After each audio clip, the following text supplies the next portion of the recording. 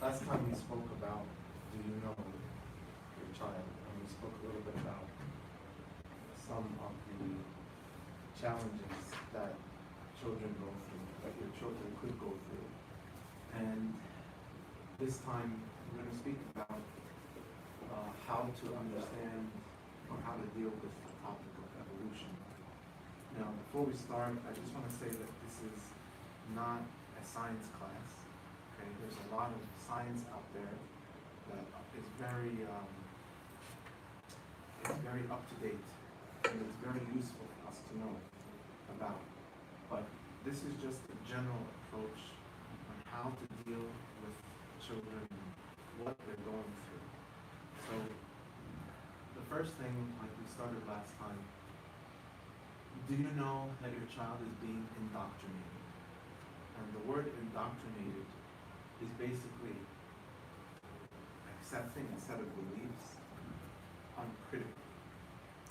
So if somebody is indoctrinating somebody, that means they're pushing them to believe something without any sort of critical thinking, without any sort of thinking about the actual topic, if it's true, if it's not, if it's acceptable, if it's not, if it's verifiable, if it's not, you know. And so this is what's happening to our children in our schools, okay? Especially if your children go to public school. How many here your children go to public school? Okay, so basically everybody. Okay. So it's funny to know that there's a timeline in which evolution began to be taught in the schools of America. It wasn't always like that. I have this 2-page document side by side looking at a timeline of evolution and how it began in this country and what the actual steps were to get to the point where we are now. I'm not going to read this all, but it's just very, very interesting. I'm going to read maybe one point where, you know, it all began with Charles Darwin. Charles Darwin was born in 1809. Charles Darwin was born in 1809. And then he writes his first book, 1859, The Origin of the Species, in which there he speaks about natural selection and how things have come about. Okay? And this was in England, by the way, okay? Inglaterra. And then it spreads throughout all of Europe, and it spreads into the United States. By the 1870,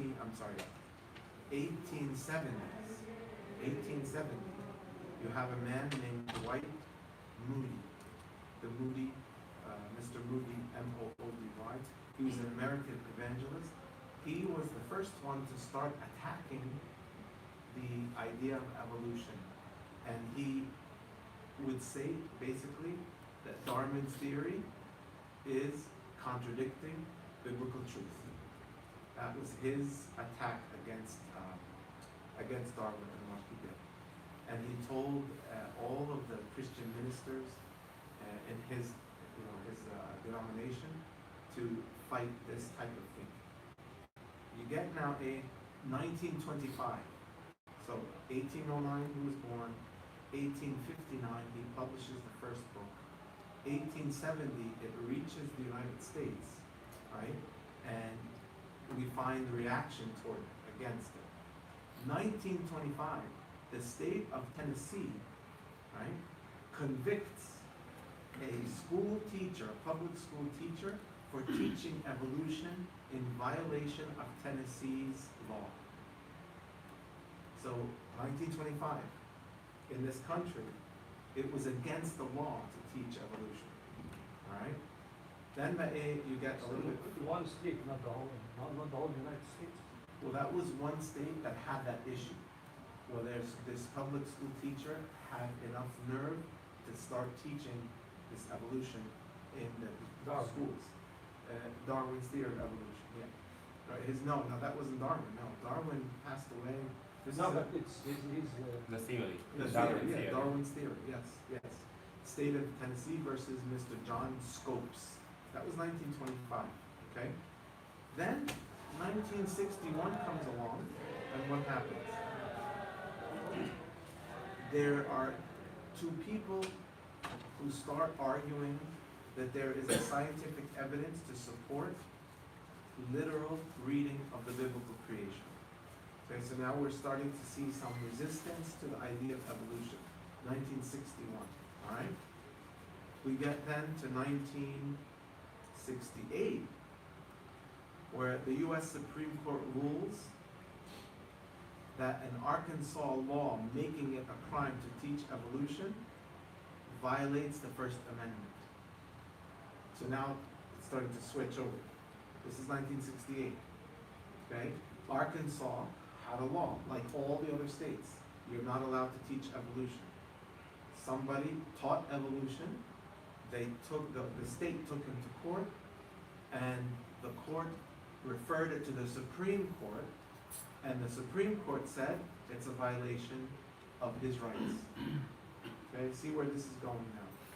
And then you start going into the 1970s, 1987, 1999. The Kansas Board of Education rules that biology teachers can offer instruction in an evolutionary theory. Okay? So it's starting now, well, it's on the same level of creationism. Alright? Okay, then we get to, Sorry, which year was that? that was 1999. 1999. Okay?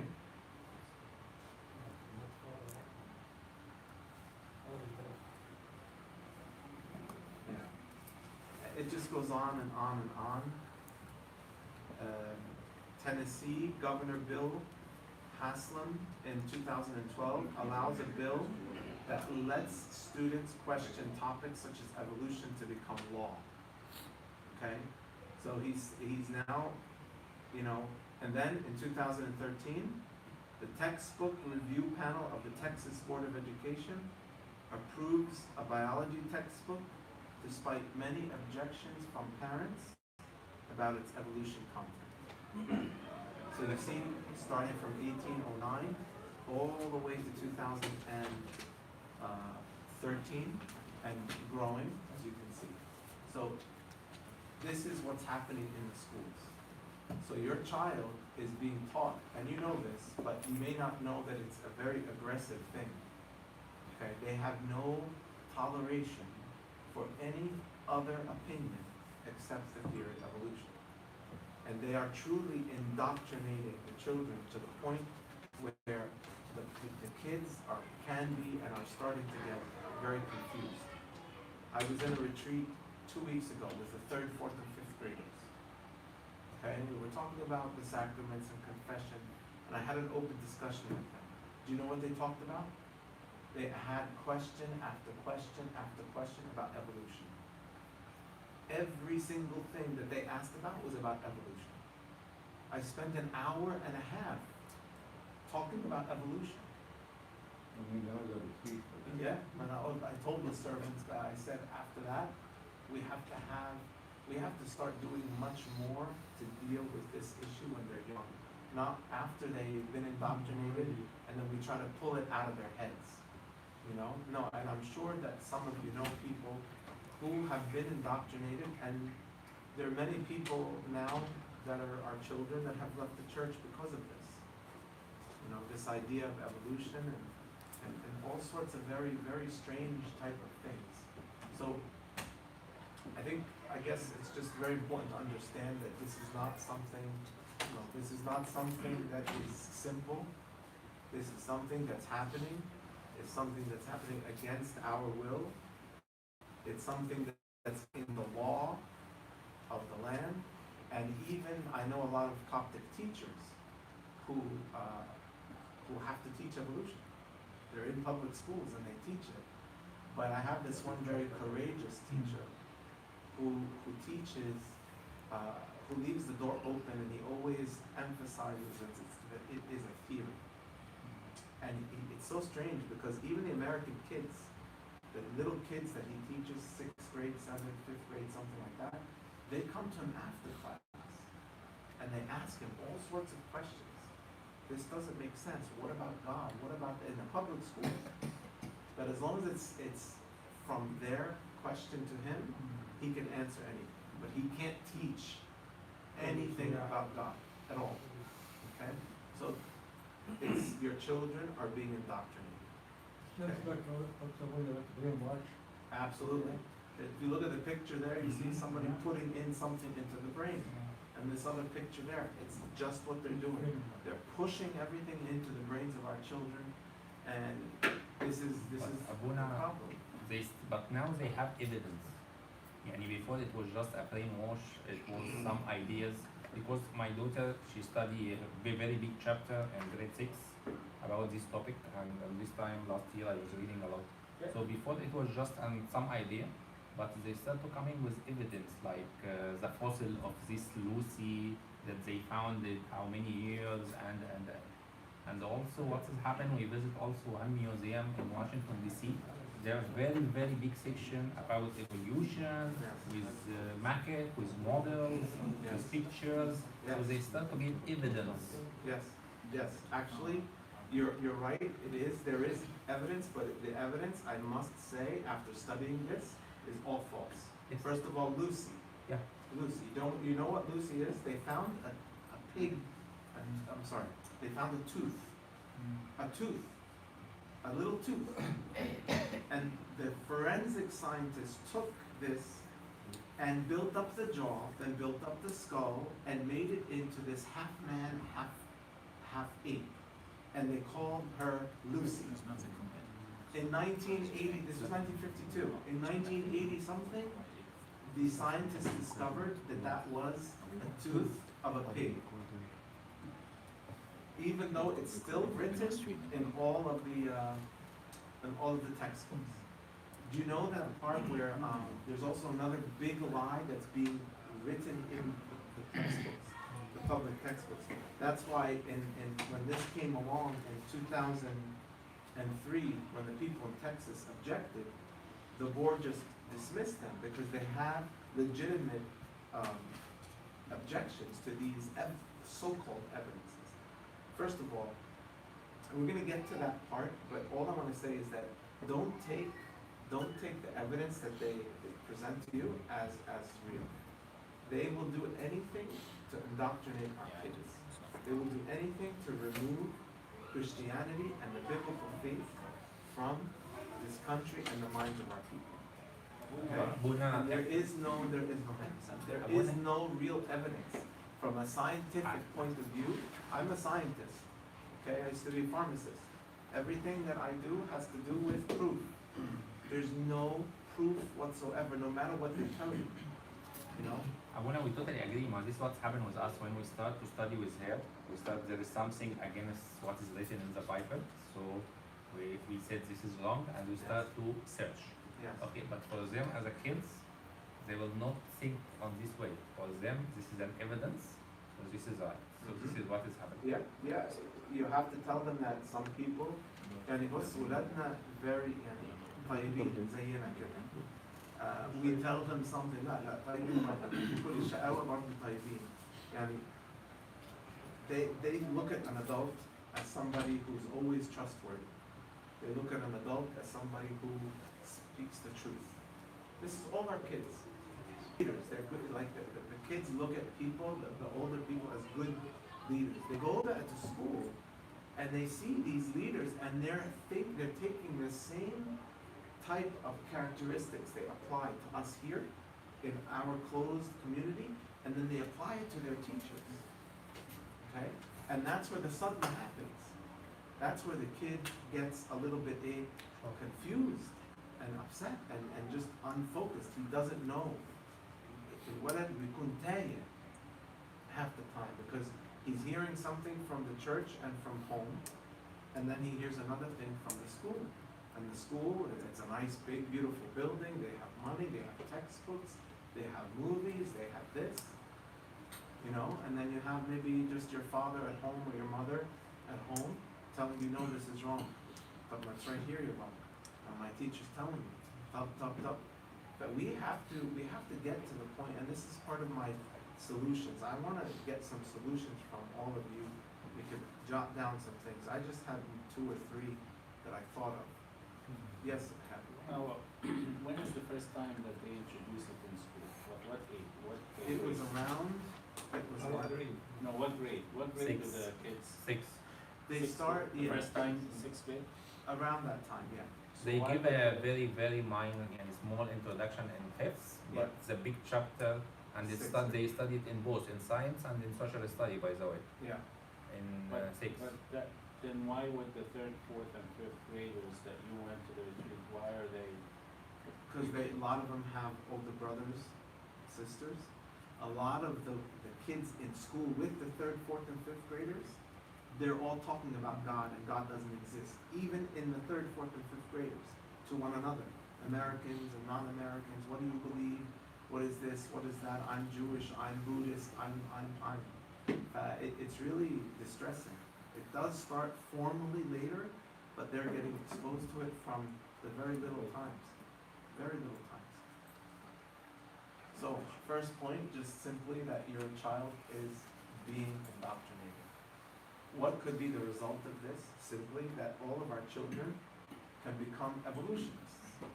Okay? And it brings a lot of issues that I'm starting to see now in people that have left the church. First, they reject the existence of God. If evolution is true, then God must not be true. Not and- God creation, not to, but God is true. No, most of them that are evolutionists are atheists. That's what I find. I find that an evolutionist is always an atheist, and an atheist, 99% of the time, is an evolutionist. They're connected to one another. So maybe not in the beginning. If my son or daughter loses faith at 9th grade, 10th grade, لا مش هيدخلوا atheist right away. By the time they get to college, الموضوع هينتهي. Okay? So, and then once that happens, then there's no need for God. There's no need for church. There's no need for anything. There's no sin, so there's no need for a savior. There's no reason to believe in the Lord Jesus. And there's no such thing as sin. What is sin? This is something you're trying to make me feel guilty? No, there's no such thing as sin. Right? Then they get into the realm of there's no purpose in my life. Right? Which then leads them to the YOLO. You only live once. Okay, which means be very pleasure seeking, which is hedonism, and materialism. All about being just what I can get. There's no sort of 4th dimension or 4th aspect or spiritual aspect of their life. It's done. For them, there's none of that stuff. Halas. And of course, then the Bible is just a bunch of fairy tales. Okay? Like some people say. And Christianity becomes false. Okay, so this is something, and then the worst case is now moral values. There's no moral values, so let me be, let me do. I'm not responsible for what I'm doing. Okay? Just Yes. clarification, and one for those who don't know what materialism and hedonism is. Materialism is there's no God, it's all materialistic. We go and just acquire material. That's what, yes. Like pursuit of material. Correct. And Yeah. hedonism is To basically live for pleasure. pleasure. Absolutely. Pleasure. Just So, to get any sort of pleasure that you can get out of anything. including sexual immorality and stuff Kulla like hal. that, because yeah. Sexual immorality is the big one with Yeah. hedonism. But vacations and There is- Drinking, drugs. كل حاجة There كل is- حاجة. Just on that note, the Pleasure. because you can stumble on this by mistake. When we go look for vacation, for example, you could actually find vacations like cruise lines Yes. and resorts that are dedicated Yes. to this demographic. Yeah, be very careful. Do you know that there's a, thanks for bringing that up, you know that there's a travel agency, Yeah, there is. Toto? I don't know Toto what is. Travel? Yeah. I was just doing a house visit yesterday, and this topic came up. This gentleman is from Ethiopia, and the Ethiopian country now is in a big uproar. The church is against the government. Why? The government wanted to allow the Toto travel, called TOTO. I looked it up right away, told me, I looked up my phone. It's a LGBTQ travel agent. What these people do is they travel around the world on a cruise ship, and then they go planes and also all that, and they go and they visit countries. And this group, LGBTQ, wanted to go to Ethiopia. You know about Ethiopia. They're very Christian. They're 65% Orthodox in the country. The Orthodox rule the country in every aspect. And they said to the government, we are not allowing them to set foot in our country, and we don't accept this, even though Ethiopia economically is destroyed, and they're going to bring $11 million worth of business. Okay, see the thing? And the government said, yes, the church, the patriarch, got involved and said, if you do this, we will not allow them to land at the airport. 10 million people will show up at the airport and block all the flights, so none of the flights can land. This is how, so it's so true. When you do book a vacation, be careful where you book it, ask around a little bit, figure out what's going on, you know. If you take, let's say, 2 vacations a year, maybe one you can dedicate to something spiritual. Okay, maybe take your group, your family to like a monastery.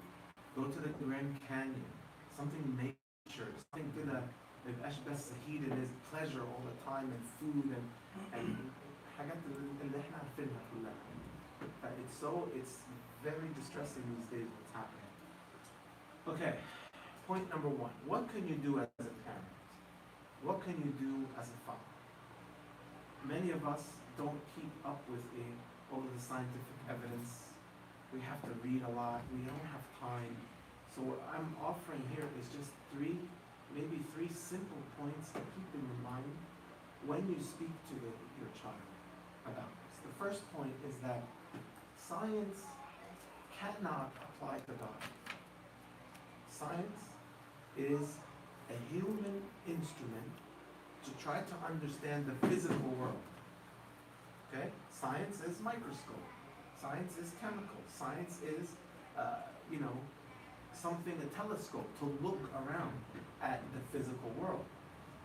And we know, Taban, that the Bible tells us that God is great and we do not know him, nor can the number of his years be discovered. And in fact, I would note that because your kid, if you come up with science, oh, this and this, you're wrong, this is true, your science, we'll quote it. But if you're not really good at the science facts, first point, remember that God is a spiritual being. God is, you can tell this to your kid, maybe they'll understand it. God is spiritual. How can you take Archangel Michael and put him under a microscope? Forget about God right now. Ask him about that. Archangel Michael. So God is not subject to science. And you put in his mind that God existed before matter, before space, before time. I will know that. And then you kind of show him or teach him that the way we understand or the way we relate to God is not through the physical world. It's not through the physical scientific parameters. Yes, Romans chapter 1 says you can discover God through the creation, but only if you're looking. Okay, yes, it has. So about this point, the infamous question is, well, okay, God exists before matter, but how did he start? How did he start? Okay. There's definitely, this is an issue for the little kids that don't, and actually some people now, older people even, they don't. Anybody can say that question. It's very hard question. We're young. Yes. We're young to understand. Well, let's say they're an adult. Adults asking that all the time. I always tell them, look, there are certain things on this planet we don't even know anything about. The scientists haven't even gotten to the bottom of the ocean. And they don't know what's going on at the bottom of the ocean. Our brain, scientists say, we only use 20%, 10%, 30%, whatever it is, percentage.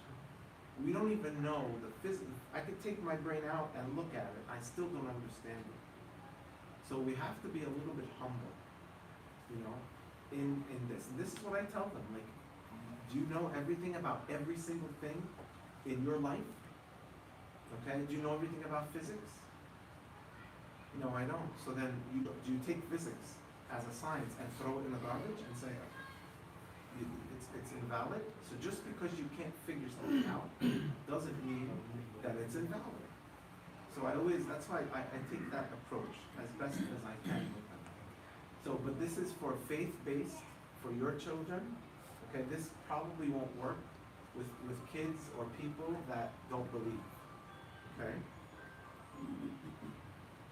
Yes, Hussein. I was just going to say, Una, that there's so many wonders of the world, and there's so many things that we don't understand, and miraculous in its own nature Right. and creation.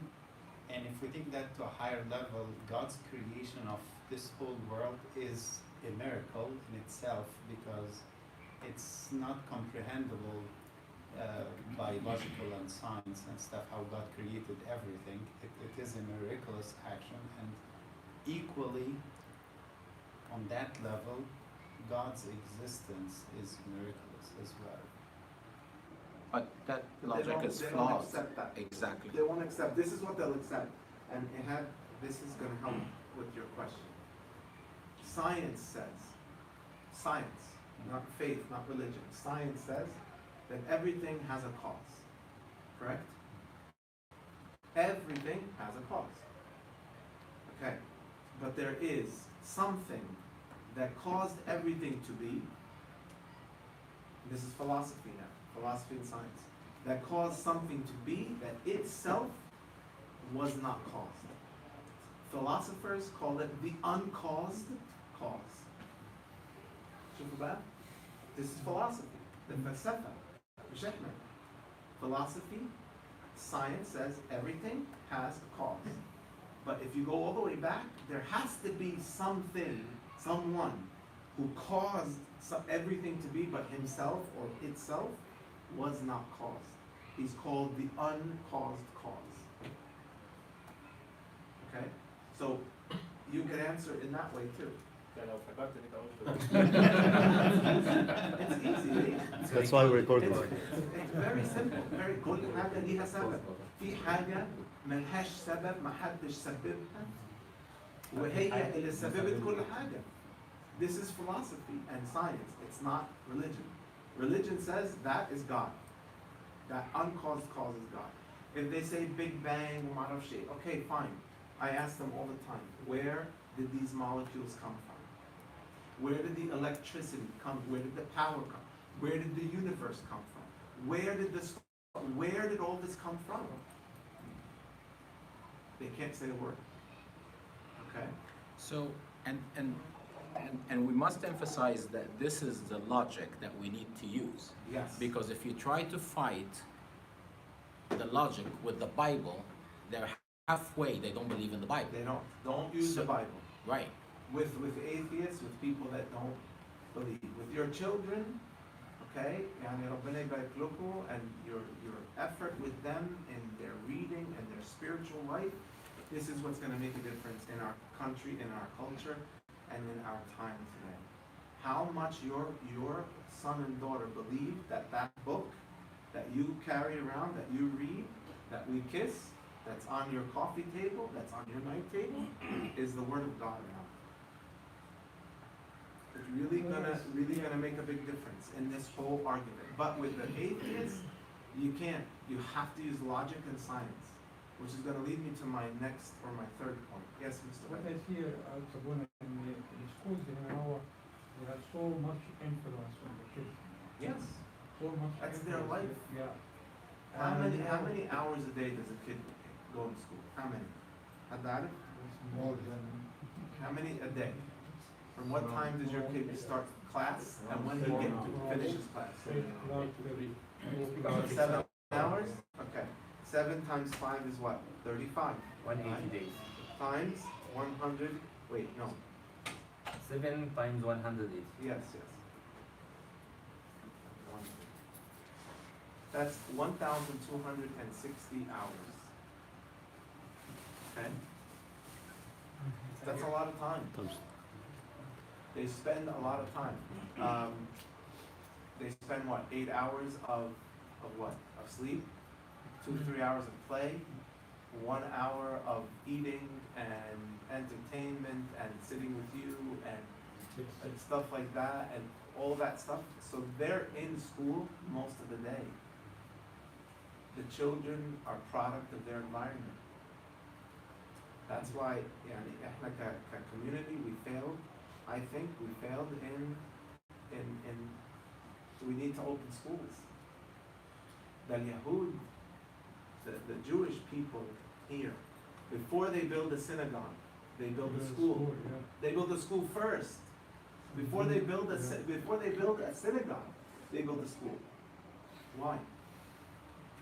Because if they're not going to be able to keep their kids and teach their kids the synagogue, it's going to be empty. We really need to revisit the way we do things here.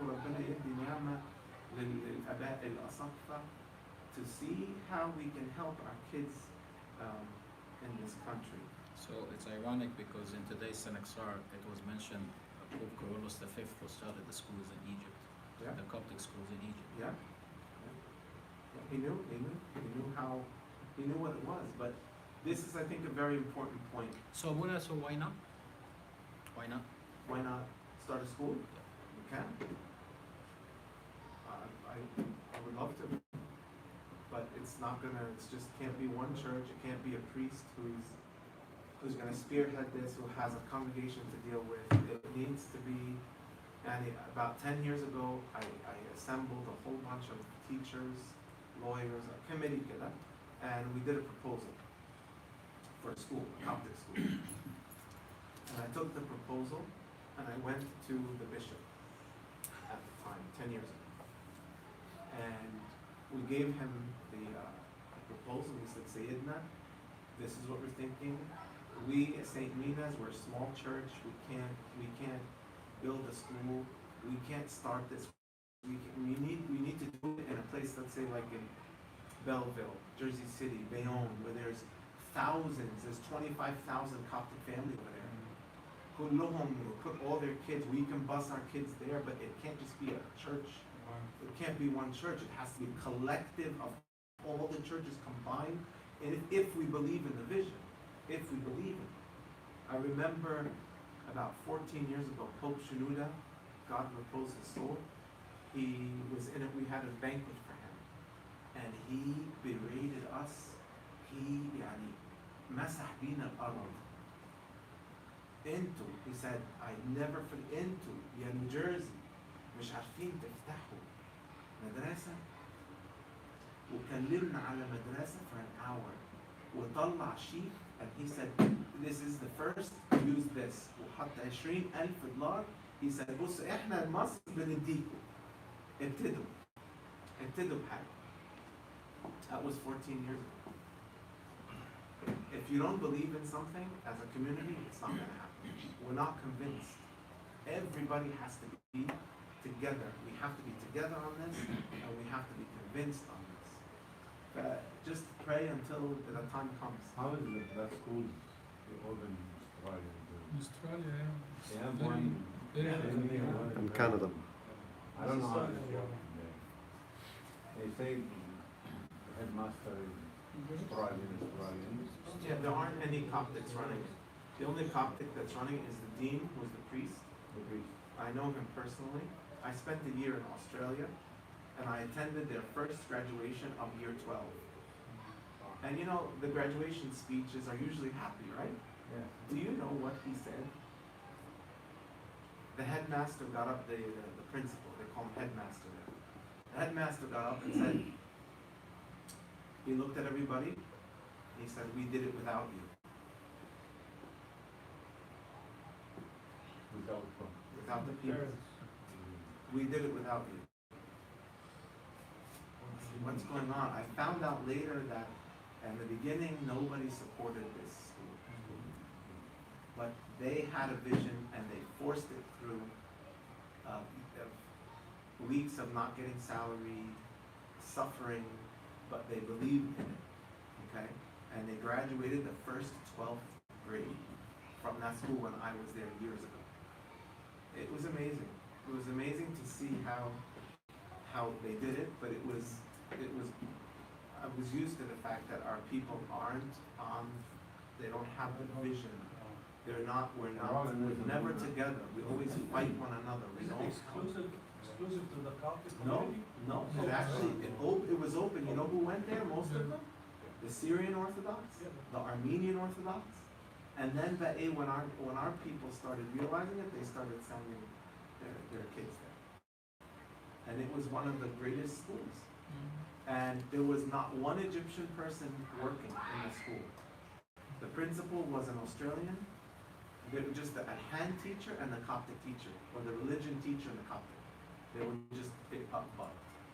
Everybody else, from science to lunchroom to librarian to social studies to math, everybody was Australian. I was born a long time ago in Egypt. You know, the Madaris al-Rahbat Yeah. exclusive in the Sahih. Now, they have to force them to accept non-Christians. Yeah. Not Muslim people, they have to. Otherwise, you know, this is closer. الموضوع like any other محتاج صلاة كبيرة جدا ومش بس صلاة. نعمل حاجة. We have to get together and we have to put our minds together and we have to put a plan and we have to be smart for our kids. Okay, for the future of the church. Point number 2. What do you say? Point number 2 is explain to them, your children, the concept of faith. ايه هو يعني موضوع الإيمان. In St. Paul Hebrews 11:3 it says, by faith we understand that the worlds were made by the word of God, so that the things which are seen were not made of things which are visible. So you have to help your child understand that faith is a part of everybody's life. Even an evolutionist, even an atheist. You go to the elevator over here and you press the button. That's an act of faith. You go to your doctor, right? And he says, I'm gonna put you under anesthesia and I'm going to open this and do this. It's an act of faith. You believe in something without seeing it, right? You go on a plane. So you gotta explain to the kid that faith is the primary way that the Christian relates to the world. St. Paul says in 2 Corinthians, you know what he says? He says we don't walk by sight, but we walk by faith. We walk by sight. We don't walk by sight, we walk by faith. دي بقى الحتة اللي احنا ممكن ندوس عليها قوي في البيت. I'm not a scientist, let's say. I don't know anything about the fossils. I know nothing. I can't really read that much, or I don't have time, or whatever. But حتة الإيمان أنت بقى كأب, you have the biggest role in it. You and your wife. Faith. Faith. We live not by sight. We live by faith. Many people ask, can you really believe that God created all that we can see, hear, taste, touch, and smell? This is what our kids are asked. هل فعلا انت بتؤمن ان ربنا خلق كل حاجة that you see and taste and smell and touch? You know what the best thing to do, how to answer this? Ask them a question. You ask them a question back. Can you really believe that all we can see, hear, taste, touch, and smell was created by chance and a random process? Because that's what evolution is. Tell them, you take these glasses. There's a part in science that I'm getting ahead of myself. Point number 3 is use science against them. Use science against science. This is what you need to do. The second law of thermodynamics is basically, in a very simple way, without getting into scientific, is that everything in the universe moves from order to disorder. Well, guess what evolution says? Says the opposite. Everything was a big mess, and somehow it got together to be this beautiful planet and beautiful animal and beautiful human that we and I are. The DNA sequence, by chance, just put itself together. The eye that can distinguish over 1 million different colors and focus different distances at the same time would, by chance, put itself together. So going back to the question,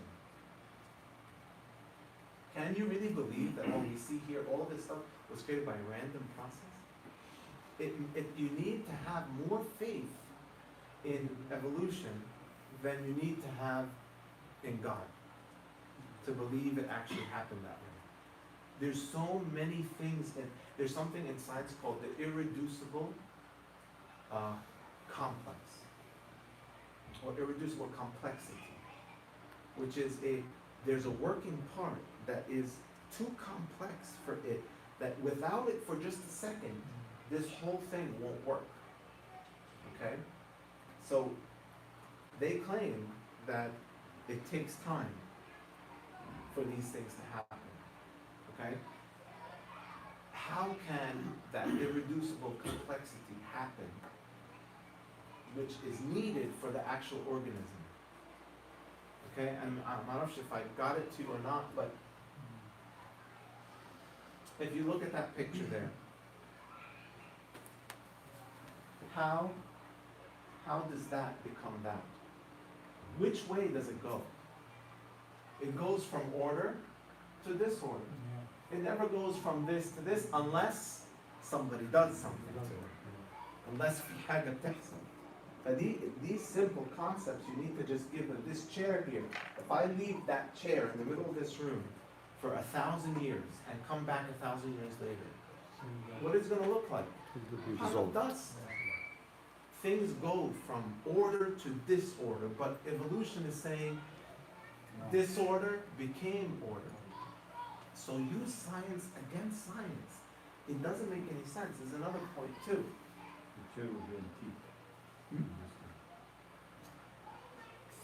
Ask them this. Has anybody, this is the second point, has anybody seen the first spark, the first Big Bang, the first molecule, the first organism? Has anybody ever seen it? They'll say, well, no, but we have fossils. Do you know that the fossil record is the biggest evidence against evolution? Against evolution. Even though, Ramon, they have all these museums and all of these books and all these pictures and all these fossils, people that study fossils are called paleontologists. Paleontologists have stated over and over and over again that the fossil record is not sufficient to support the theory of evolution. That there's a big problem with the continuity of the fossils as is claimed in evolution. But what your children are being taught is the opposite. That there's plenty of fossils. And that Lucy is alive, like she was alive, that she was real. But they didn't tell her that in 1980 something, they discovered that Lucy's tooth was actually the tooth of a pig, not half woman, half ape. In Moldova is based on very dishonest science, fabrication, dishonest science. It really is. There is no evidence, no matter what they say, no matter what they do. And if you just give them an idea, do an experiment with your children.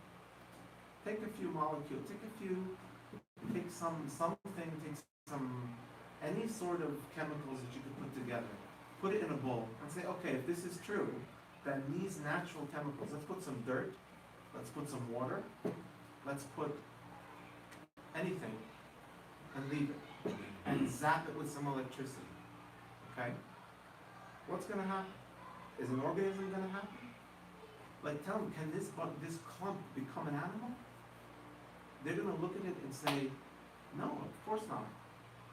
Then you're gonna say, well, that's what evolution is telling me. That's what the Big Bang is telling you. That's what your science teacher at school is telling you. So learn it so that you know that it's wrong, but your faith is, and then you go through the book of Genesis and you speak to them about it.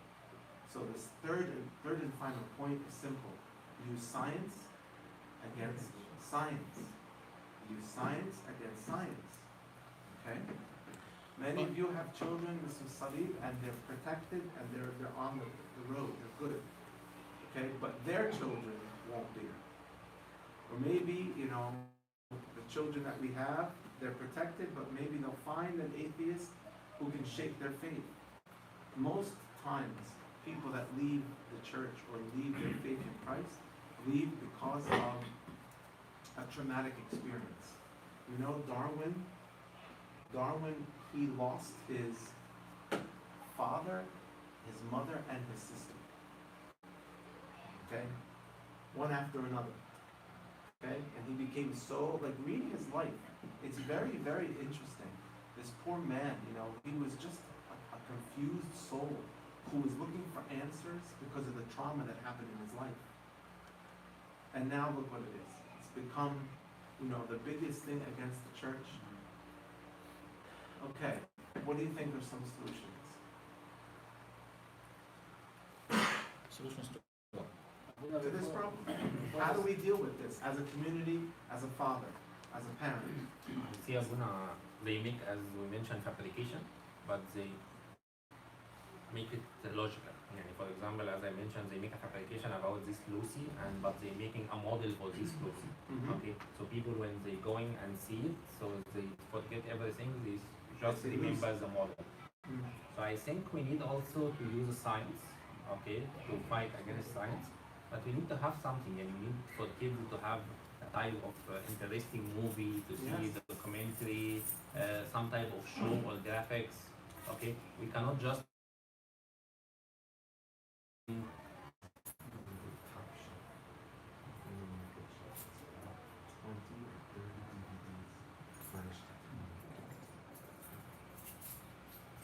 should be open, but if not, it's not.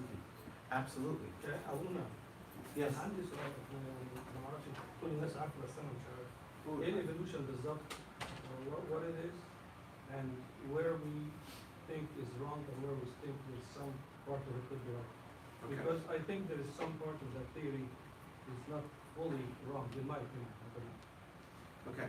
I don't know if anybody, maybe I'm the only one who doesn't know evolution.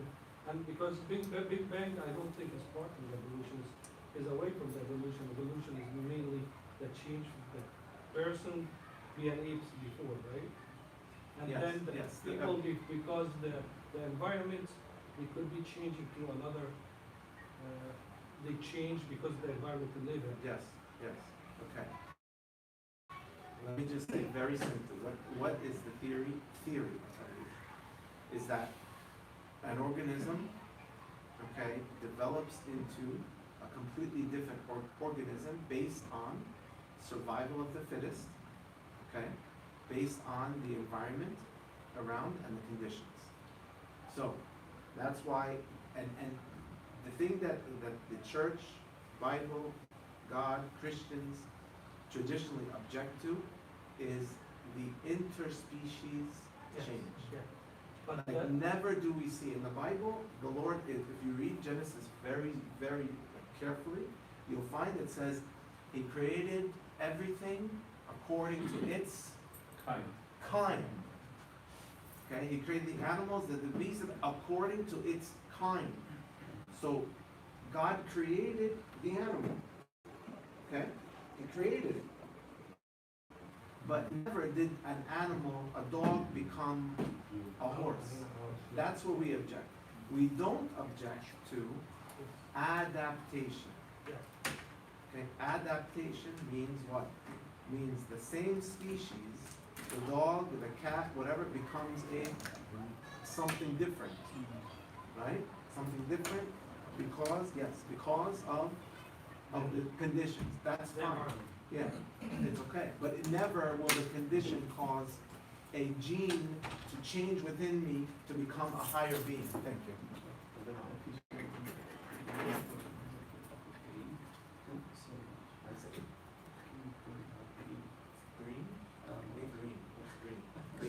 pretty good. part of it.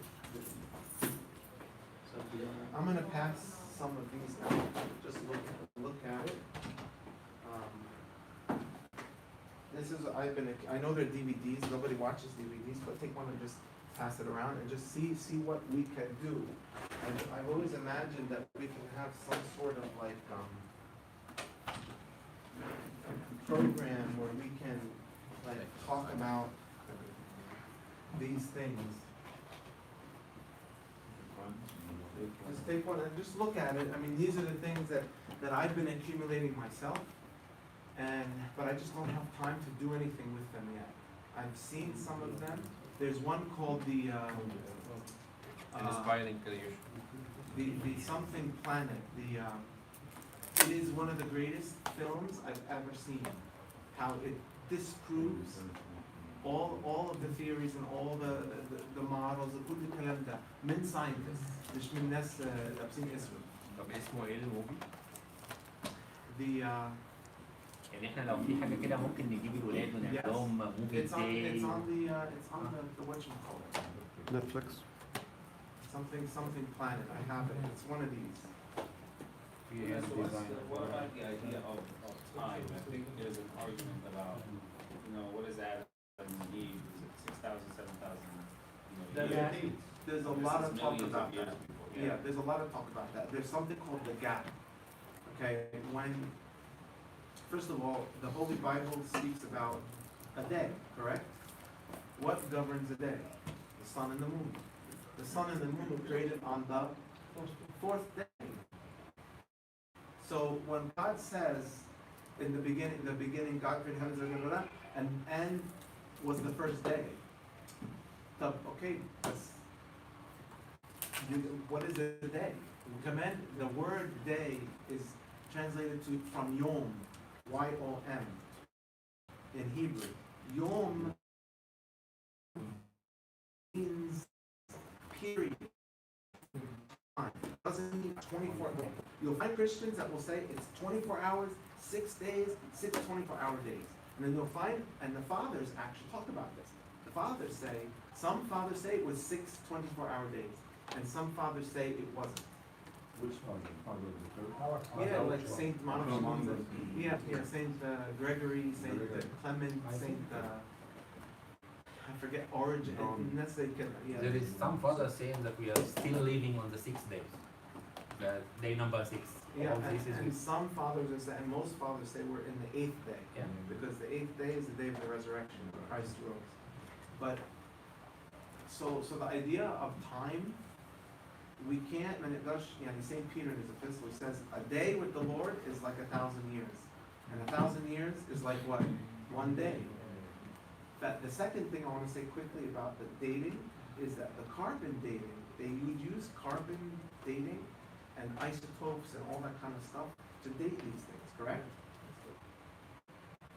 It's not accurate because the amount of carbon in the atmosphere and in the time, and this is proven scientifically back then, is different. It fluctuated. So you can't base your timing based on carbon. You can't. Like, it's a flaw, and even scientists admit that. The timing issue, it can go both ways. It can go for us, it can go against us, depending on what position we take. Yeah, so, but from Adam to now, how many? About 5,000, 6,000, something like that. We can trace it back through the genealogy. 4,500 before Jesus and 2,020. 5,000 before. 4,500 before. But that doesn't mean Yeah, but that before Adam was the last one created. He was created on the 6th day. The animals were created on the 6th talking day. about Adam till now, but Yeah. when we're talking, Before there's some Adam. archaeologists, like 7,000 years from now, there was some You say 10,000. events of the Egyptian, for example, Okay. okay? No. Egyptian, no. The only two things they're using on the school, the first one is the dinosaur. They're saying million years.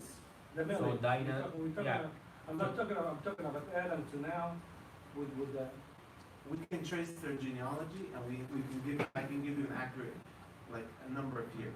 Dinosaurs. Yeah, but is that? No, not is dinosaurs. the- An is- Adam. in- Yeah. in Sharah I lived Yes. No, it the was. same year? Yes, it Or was. that sometimes they said it's shorter or? No, no, it's the same year, but they truly, For some I think people for- say- I think Kabuna Adam was 4505 BC, Okay. 4505 BC. Adam. Adam, yeah. No, but what he's saying is But- somebody like Methuselah, who can live 969 years, or Adam, 900 something years, or I guess he could, I think that's your question, right? And also, that if there is adaptation happen, which is, that's good for our faith, because adaptation can explain the change of, we came all from one person, which is Adam, and then every ethnic groups start to be adapted to the environment, and then the change and then became different, that's why you're different. That's my explanation, is that right, or? It could, yeah, we could accept that. I don't see a problem with that. Because, like the Bible says, oh, we all came from one person, which is Adam. So the Chinese came from Adam too. Yes, Yeah. but there's, with the Chinese, now science tells us there's genes that make people short, tall, skinny, make people with eyes like this, different skin color, the pigmentation.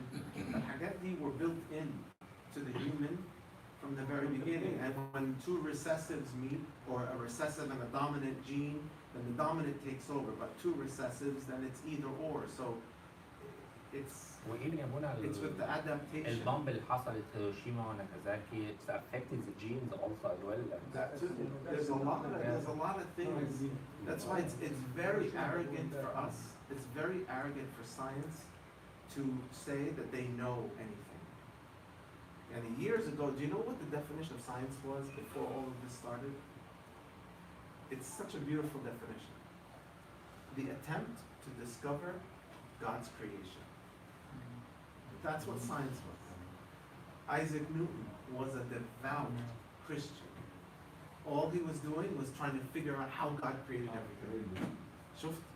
عشان كده احنا الساينس ابونا ما عجبتنيش اول بوينت قلتها ان احنا نشيل الساينس من جاد، لان هي انا شايف ان الساينس حاجه كويسه قوي تخلي الكيدز تو بليف ان في جاد. هو مش نشيل. My third point was to use science against science بس نفهمهم ازاي انا كمؤمن اتعامل مع ربنا.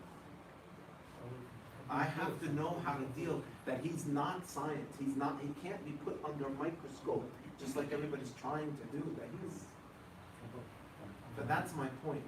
My third point was use science against science. Come on, we have to. Well, back to the solution.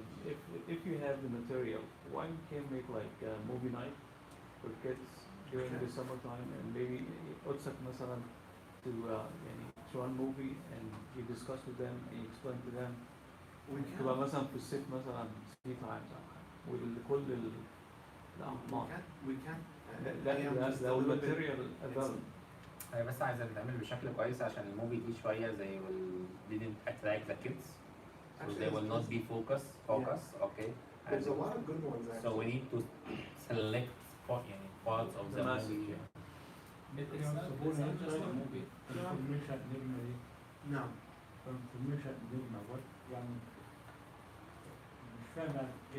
Enigma means mystery.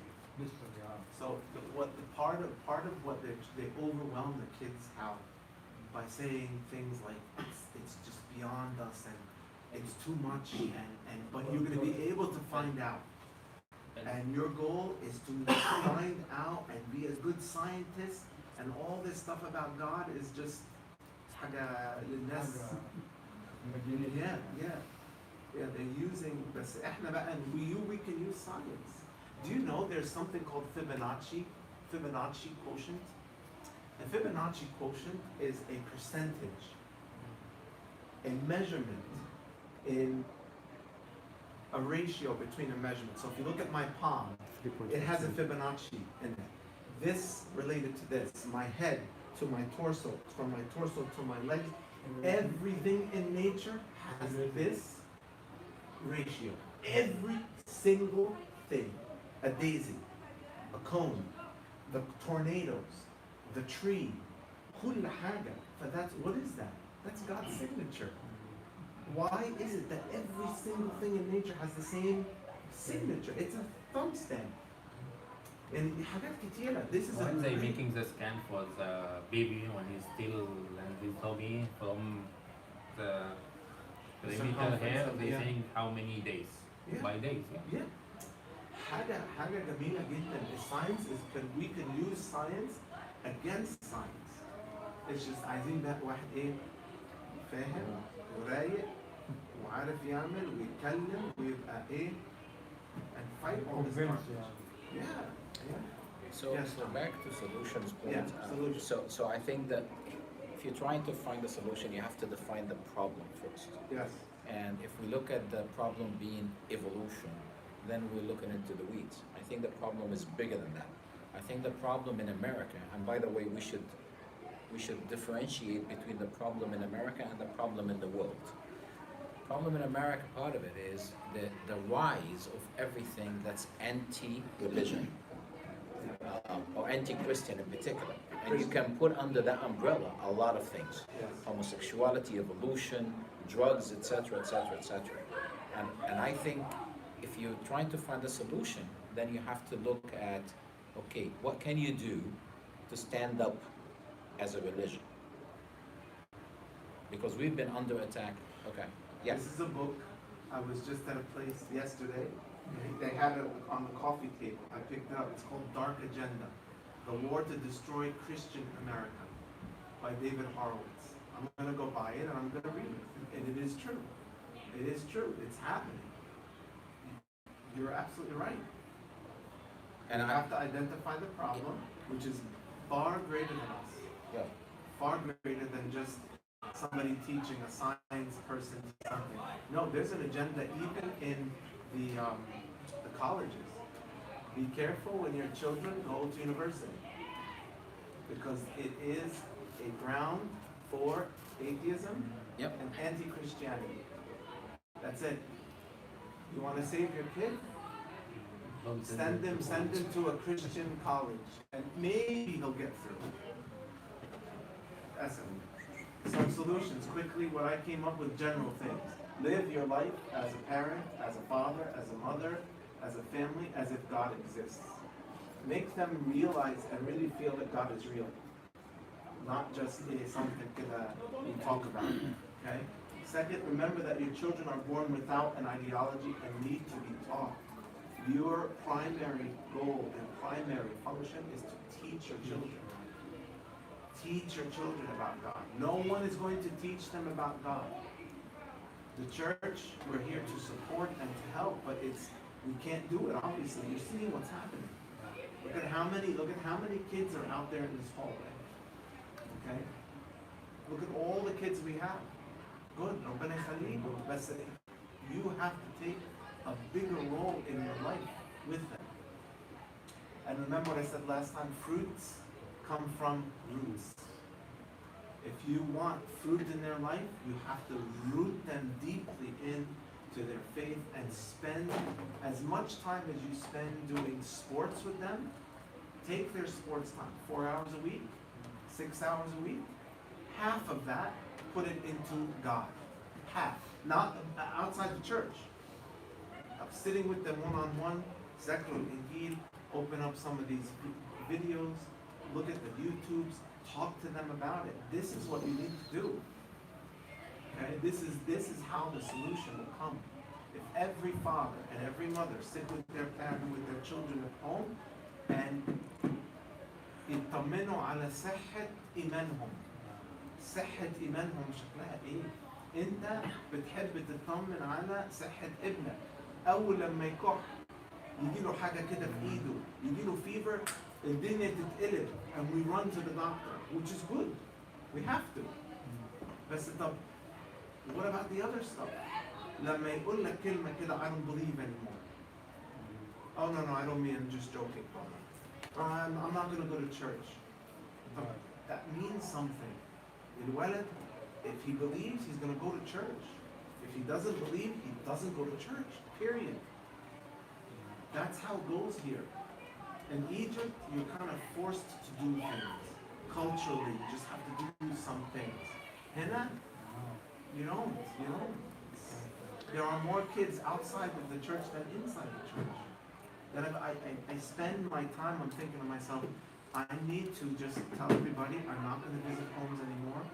I'm not going to do any sort. I'm just going to do my Udes and then just go and find the kids. There's so many people outside. But our time is spent in maintaining things that, yeah, sometimes can be a waste of time. You know? Anybody else have any solutions? Someone can pray about this. A school would be a good idea if we can get together. We could come up with something like like if we had a Coptic Teachers Association. Every teacher that's Coptic, we get together. We have like a big, convention for them. We can talk about this stuff. We can see how legally we can assert our rights. I can say, that we have to do these things. But Abuna, there is a disconnection here because the shop, the laymen, are looking for the clergy to lead. And the clergy, I think I'm hearing from you, is looking for the shop to come up with solutions. We need to do both. We need to move, yes, Both but of the us. leadership comes from the clergy. I mean, it's disheartening to hear that Pope Shenouda came in and put a check on the table 14 years ago, and we didn't act on that. What happened to the check? What happened to the idea? Ask the bishop. So yeah, that's what I'm saying. If I ask the bishop, I'm going to be disbarred from coming to church. I will. I mean, let's be realistic. We need to ask about the 20,000. Yes, the 20,000. من الكنيسة علم رمز. No. المدرسة أهم من الفستيفالز. المدرسة أهم من المطابخ اللي احنا we put all of our effort in. المدارس أهم من البيوت والحاجات والبتاع اللي احنا بنحط حاجتنا فيه. المدارس أهم من كذا كذا كذا كذا كذا. Do you think إن إحنا لو عملنا مدرسة هل الجفرمنت أو الستيت يجونا No, they're not going to support us. No. Not at all. why you split the Catholic Church Yeah.